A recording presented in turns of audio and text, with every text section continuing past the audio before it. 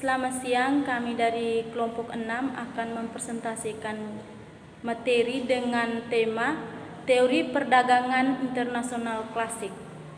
Teori perdagangan internasional dan kebijakan perdagangan internasional merupakan aspek mikroekonomi ilmu ekonomi internasional, sebab hubungan dengan masing-masing negara sebagai individu yang diperlakukan sebagai unit tunggal serta masing-masing negara serta hubungan dengan harga relatif suatu komoditas.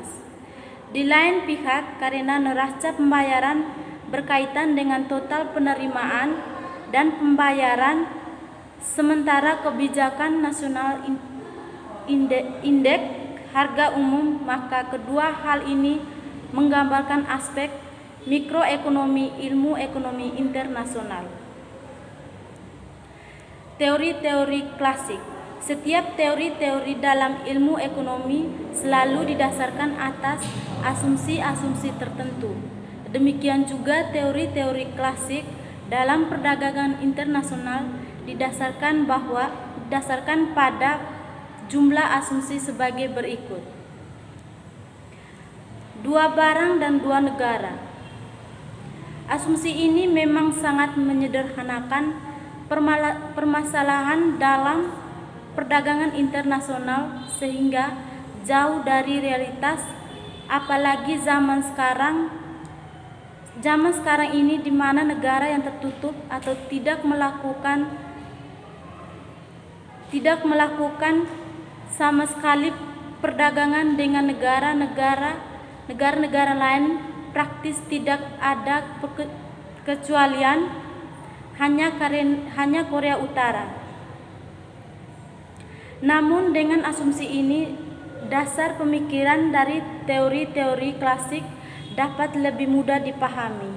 Selanjutnya, dengan memakai kerangka analisis dari teori-teori klasik tersebut, isu-isu aktual yang berkaitan dengan perdagangan internasional dapat dianalisis dengan kasus lebih dari dua negara atau dua barang. Nilai atas dasar biaya tenaga kerja yang sifatnya homogen. Nilai suatu barang tergantung hanya atas biaya tenaga kerja, yakni jumlah tenaga kerja atau dalam jam per hari kerja yang dibutuhkan untuk memproduksi dikali upah per pekerja. Pada masa teori klasik, faktor-faktor produksi lainnya seperti modal dan tanah dianggap tidak penting dalam menentukan biaya produksi dan berarti juga harga produk. Dalam teori klasik, faktor produksi tenaga kerja diasumsikan homogen, artinya tidak ada perbedaan tenaga kerja antar negara dalam kualitas. Biaya produksi yang tetap tidak berubah. Menurut teori-teori klasik, biaya produksi per unit output konstan, tidak berubah walaupun volume produksi berubah. Dengan demikian, berapapun sesuatu negara memproduksi suatu barang, biaya atau harga per satu unitnya tetap tidak berubah. Asumsi ini juga tidak realistis karena tidak mempertimbangkan pengaruh inflasi terhadap sisi supply atau produksi. Tidak ada biaya transportasi. Ini juga merupakan penyederhanaan dari masalah karena dalam kenyataannya biaya transportasi sangat mempengaruhi harga jual dari suatu barang ekspor, yang berarti daya saing dari barang tersebut dan akhirnya pertumbuhan ekspornya. Dan walaupun harus diakui bahwa dengan kemajuan teknologi dalam transportasi, biaya transportasi menurun dan jauh lebih rendah jika dibandingkan dengan 30 tahun yang lalu. Faktor-faktor produksi dapat bergerak bebas di dalam negeri tetapi tidak antar negara. Asumsi ini pada zamannya teori-teori klasik baru muncul, mungkin dekat dengan kenyataan pada masa itu karena kendala transportasi antar negara. Tetapi sekarang dapat dilihat banyak negara yang kinerja impor manufakturnya sangat cemerlang padahal negara-negara tersebut sangat miskin akan bahan baku, jadi harus dibeli dari negara sedang berkembang. Yang berikut, distribusi pendapatan tidak berubah.